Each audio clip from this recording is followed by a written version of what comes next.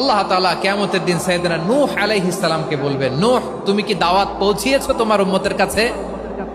নূহ আলাইহিস সালাম বলবেন, হ্যাঁ আমি পৌঁছিয়েছি। এবার নূহের উম্মতকে আল্লাহ জিজ্ঞেস করবেন, এ নূহের উম্মতেরা, তোমাদের নবী নূহ কি দাওয়াত পৌঁছিয়েছে?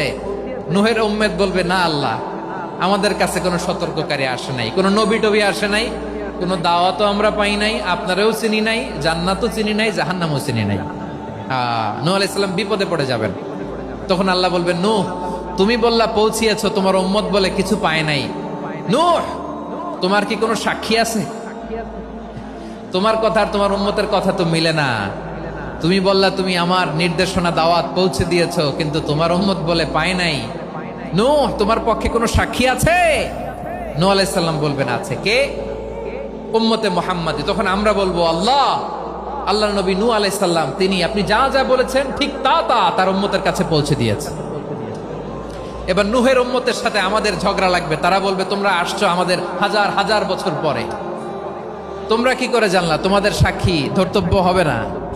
আমরা তখন বলবো, আমাদের কোরআনে তোমাদের নবীর নামে আল্লাহ তাআলা একটা সূরা নাজিল করেছেন, সূরাতে নূহ। আওয়াজ করে পড়েন আল্লাহু আকবার।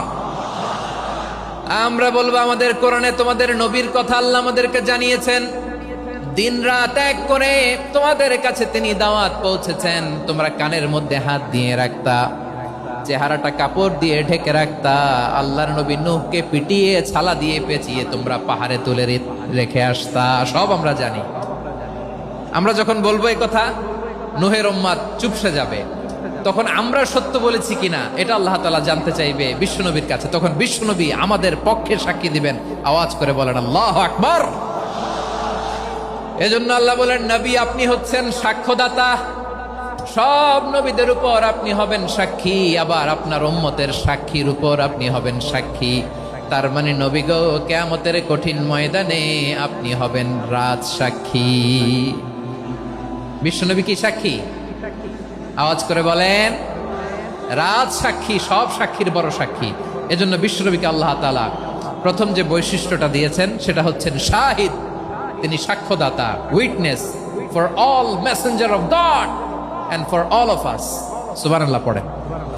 তাহলে এক নাম্বার বৈশিষ্ট্য বুঝতে পেরেছেন? বুঝতে পেরেছেন সবাই?